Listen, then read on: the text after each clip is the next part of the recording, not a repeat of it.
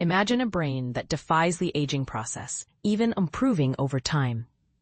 New high-resolution brain scans have revealed a fascinating insight. While some parts of the cerebral cortex thin with age, others remain stable or even thicken, particularly in areas that process touch. Scientists discovered that brain layers age at varying rates, with the most frequently used layer showing remarkable resilience and adaptability. This challenges the common belief that a reduction in brain volume always leads to diminished function. Instead, it highlights the brain's built-in compensatory mechanisms that help maintain skills well into later life. It's a hopeful sign that use, stimulation, and neuroplasticity can keep the brain sharp. Why brain thickness declines over time? The human cerebral cortex, a mere few millimeters thick, is characterized by its many folds.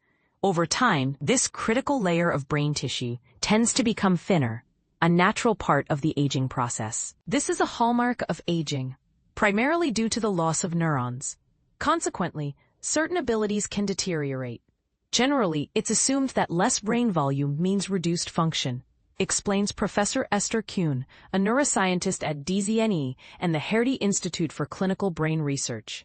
However, little is known about the exact mechanisms of cortical aging, despite its importance for daily activities.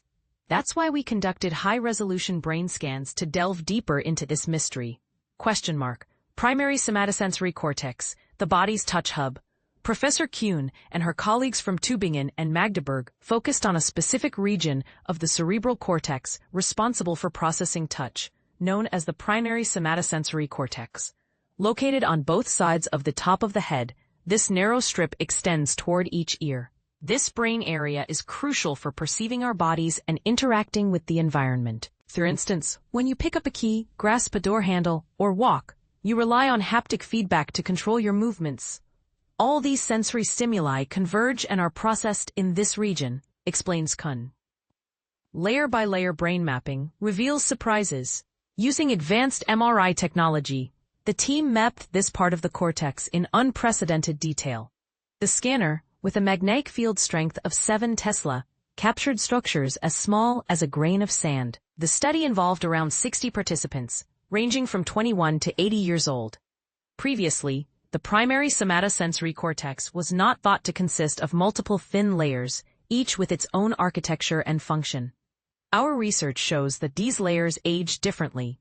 While the cortex generally thins, some layers remain stable or even thicken with age, likely due to frequent use and retained functionality.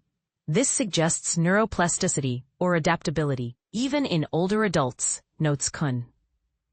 Evolutionary advantage of layered brain architecture.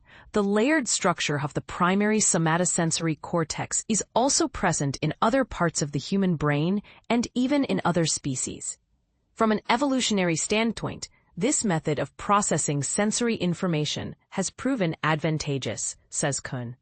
In the study, not only the middle layer but also the upper layers of the cortex showed remarkable resistance to aging. The layers were differentiated based on their myelin content, a substance vital for nerve signal transmission.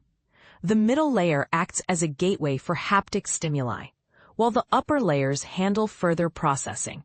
For example, when you touch an object with your hand, the upper layers coordinate the interaction between your fingers. We tested the tactile sensitivity and motor skills of our participants' hands and conducted functional MRI scans to observe the middle layer's activity, where signals are received, explains Kuhn. When brain layers begin to deteriorate, only the deeper layers of the cerebral cortex showed age-related degeneration, appearing thinner in older participants. These layers are responsible for modulating tactile signals, amplifying or dampening them based on context. This process is linked to concentration and attention. For instance, you might stop noticing a ring on your finger after a while, even though the tactile stimuli are still present. You only feel it again when you consciously focus on it, explains Kuhn. Use it or lose it, neuroplasticity in action.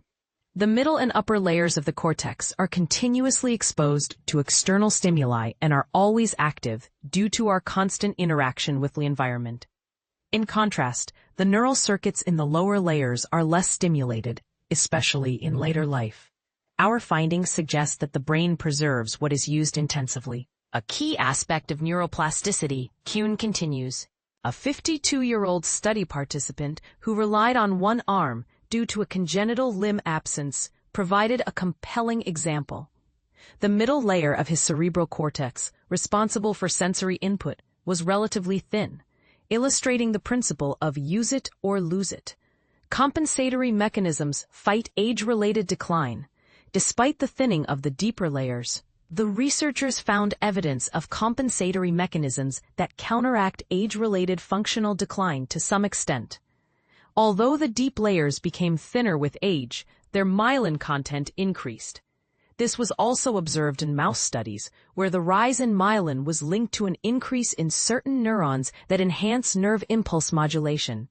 These neurons sharpen the signal, suggesting that compensatory mechanisms counteract cellular degeneration, says Kuhn. An encouraging outlook on brain aging. Our findings support the idea that appropriate stimulation can benefit our brains. It's an optimistic notion that we can influence our aging process to some degree. However, everyone must find their own way to tap into this potential, concludes Kuhn. But here's where it gets controversial. While these findings are hopeful, they also raise questions about the limits of neuroplasticity and the best ways to stimulate brain health. What do you think? Can we truly prevent brain aging through targeted activities, or are there other factors at play? Share your thoughts in the comments below.